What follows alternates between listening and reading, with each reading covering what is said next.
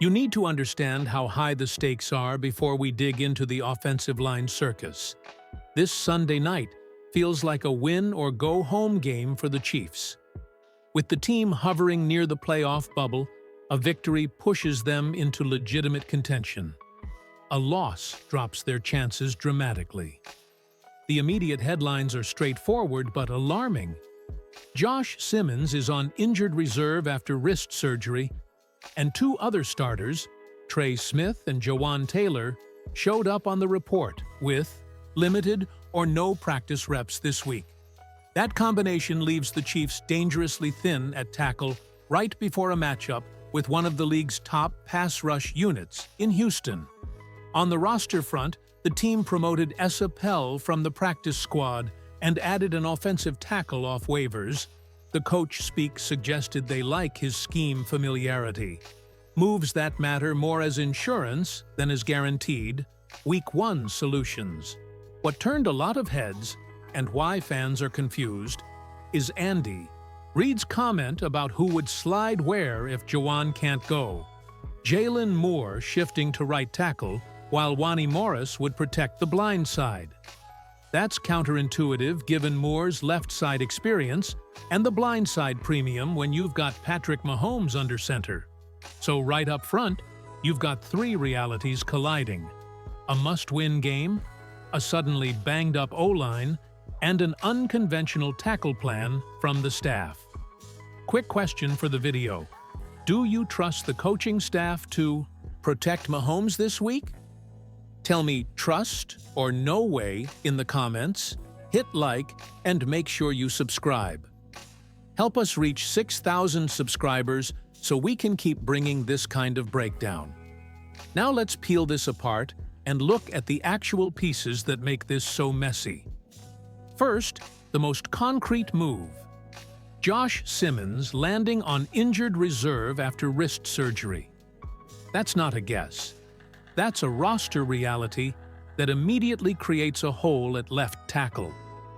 From there, the situation gets fragile fast, because Trey Smith and Jawan Taylor both showed up limited or did not practice, which means the team could realistically enter game week with 3 starting tackles banged up.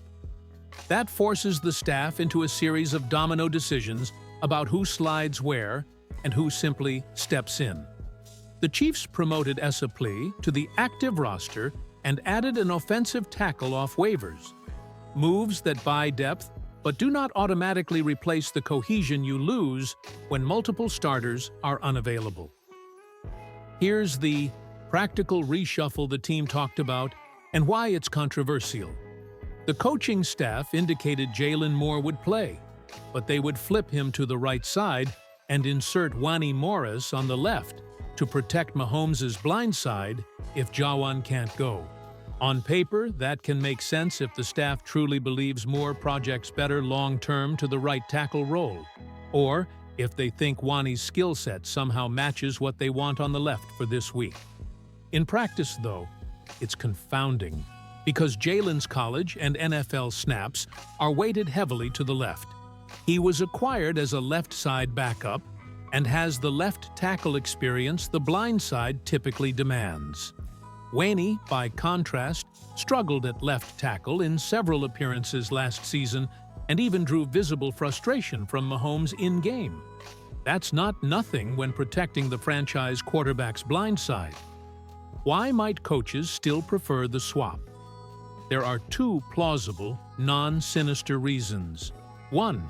They're auditioning for 2026 and want to start evaluating more on the right with an eye toward future cap and roster architecture, and 2, they may be trying to avoid placing 2 weaker players next to each other on the same side. Perhaps they prefer the combination of personnel that results from Moore at right and Wani at left because it separates liabilities. Both are defensible as longer-term thinking, but both are risky when the immediate task is survival in a must-win game against a Texans front that includes elite edge rushers. The confusion is amplified by timing. You don't know until late in the week whether Jawan will practice Friday, and that inconsistency wrecks the usefulness of Wednesday-Thursday practice reps. Mitchell Schwartz, an ex-Chiefs All-Pro, publicly said it makes zero sense to many fans, and he's not alone. If you spend Tuesday through Thursday preparing two different starting alignments that might flip on Friday, you sacrifice meaningful preparation at the EB position where consistency matters most. Another wrinkle is the interior. Reid at center looks like the one stable piece on the front five, but guards and swing pieces like Mike Caliendo and the newly returned backups haven't been flawless. Last week's pass-blocking grades were poor enough that moving players around could create unpredictable chemistry issues on combo blocks, slide protections, and communication on stunt pickups. The bottom line is this: the Chiefs can try to mask edge rushers with quick throws, max protection, or rolls, but those are game plan workarounds. They aren't the same as having a reliable left tackle who's had reps on the blind side. Poll: if Jawan can't play, who should start at left tackle? A. Jalen Moore. B. Wenny Morris. C. Other. Explain why in the comments. Remember to hit like, subscribe to help us hit 6,000 subscribers, and tell me your pick. I want the reason behind it, not just the letter. I'll pause here, and when you give me C, I'll move on to Chapter 3, where we cover play-calling fixes and the tactical tweaks that can hide these issues on Sunday. When your offensive line is patched together with backups, limited starters, and players working out of position, the first place you have to adjust is the play sheet. The Chiefs have done this in spurts over the Mahomes era, usually in games where protection wasn't trustworthy, but now it has to be part of the structural plan. The goal this week isn't to win pretty. It's to win efficiently, stay ahead of the chains, and avoid exposing your tackles to situations they simply can't hold up in. The first adjustment is obvious but essential: quicker releases. This includes slants, quick outs, hitches, tunnel screens, and running backs immediately releasing into the flat. Mahomes is fully capable of playing on rhythm when the offense demands it, but the staff has to call plays that force that timing. When the ball is out in 2.2 seconds, edge rushers don't get to ruin your day. They barely get to take their second step. You saw this blueprint late last season when injuries hit. The Chiefs lived in the quick game until defenses crept up, and then they took selective deep shots off play action. That leads into the next area: max protection looks. These aren't glamorous, and they take receiving options off the field, but when your tackles are compromised, they're a necessity. Keeping Kelsey into chip, leaking him out late, or using 12 personnel to give Mahomes a IBUT. True seven-man wall changes the entire math for a pass rush. The Chiefs rarely commit to max protect for long stretches because Reid prefers route variety. But this is one of those weeks where you trade variety for stability. Even if it's only on high-leverage downs, third and medium red zone passes, long play action, the extra bodies can prevent the drive-killing sacks that have punished this team in recent weeks. Another key pivot is leaning harder into the designed run game. That doesn't mean becoming a run-first team. It means using the run to protect the pass. If the Texans' front has to respect downhill runs, inside zone, and gap scheme concepts with pulling guards, they can't pin their ears back every snap. The Chiefs have quietly been effective this year when they commit to early down runs that stay on schedule. Pacheco thrives on quick-hitting downhill concepts, and with a weakened tackle situation, running behind Reid and the interior creates angles that don't ask as much of your edges. It's also a way to slow down the rhythm of a dangerous pass rush. Long drives erase defensive momentum. From there, the staff can build back into play-action timing. Play-action only works when the threat of the run is credible. But once the defense bites, it gives Mahomes the breathing room he'll desperately need. This doesn't require deep shots. Even intermediate crossers, leak routes, and bootlegs can be enough to shift defenders and give your tackles a half-second advantage. The bootleg game especially helps. Moving the launch point reduces the number of snaps where your tackles must hold a vertical set against elite speed. Another layer here is schemed slide protections, deliberately shifting the entire line one direction to help a vulnerable tackle. If Wanya Morris ends up at left tackle, sliding protection toward him on obvious passing downs can keep him from getting stranded one-on-one. You then assign a tight end or running back to clean up backside blitzes. The Chiefs have used these concepts before, but they have to be intentional and consistent this week because uncertainty at both tackle spots increases the chance of assignment busts. One underrated adjustment is how Mahomes himself can help. When he plays within structure, stepping up, hitting quick options, checking down instead of hunting explosives, the offense becomes much harder to pressure. The late processing routes that take longer to develop are risky when your line is hurting. Mahomes loves the hero play, but this is a week where the smart play is the winning play. He knows this, and his post-game comments lately show it. He understands the need to avoid drift in the pocket and get the ball out before edges converge. We also need to talk about red zone execution and discipline, because this might be the difference between winning and losing. With a banged-up O-line, the margin in the red area is microscopic. Penalties kill you. Failed blocks kill you. Missed reads kill you. The Chiefs have had too many drives stall inside the 20 because of holding calls, illegal shifts, or miscommunication. This week, discipline is as much a weapon as play design. If the Chiefs can stay clean, call a handful of high-percentage red zone plays. Sprint outs, pick routes, Pacheco power runs.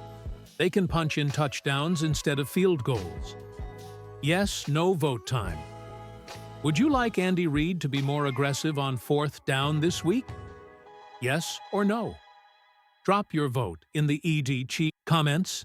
And while you're here, hit like and subscribe.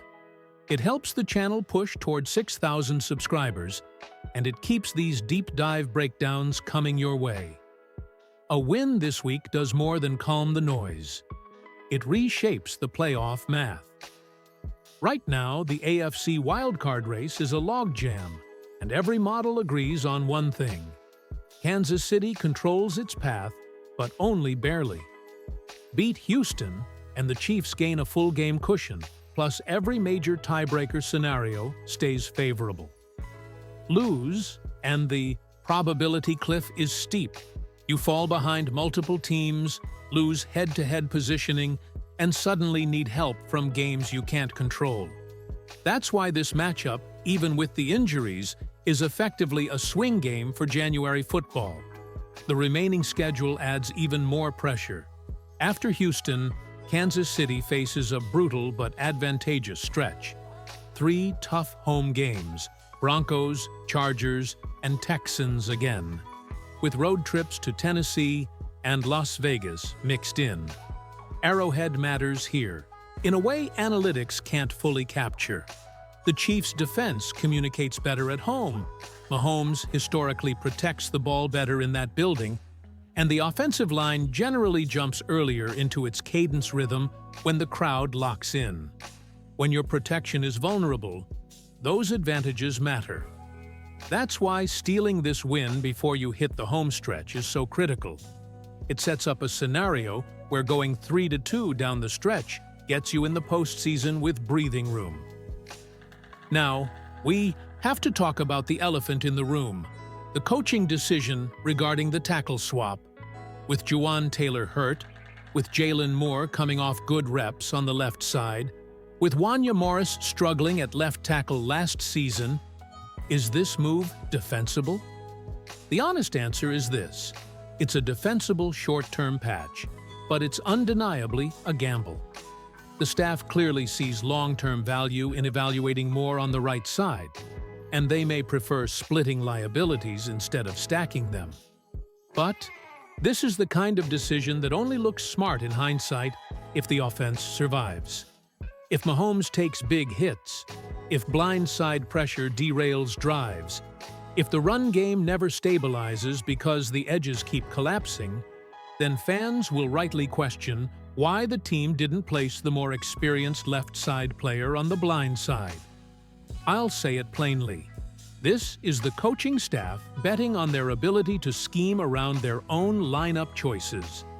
If they win, it will be because the Tuifi play calling supported the tackles, Mahomes played on time, and the defense held the score down long enough for the offense to settle. If they lose, this decision becomes one of the defining "why did you do that" moments of the season. But big picture? A win changes everything. It buys time for injuries to heal. It stabilizes the locker room. And it puts the Chiefs right back in the center of the AFC hunt instead of hanging at the fringes. A loss puts nearly every remaining game into must-win territory. So here's your turn. What's your confidence level from 1 to 10? Drop the number in the comments and tell me why. I'm genuinely curious where you stand after all this movement. Before we wrap, make sure you like the video and subscribe to help push the channel to 6,000 subscribers. Stay locked with Total Chiefs News. Hail Chiefs!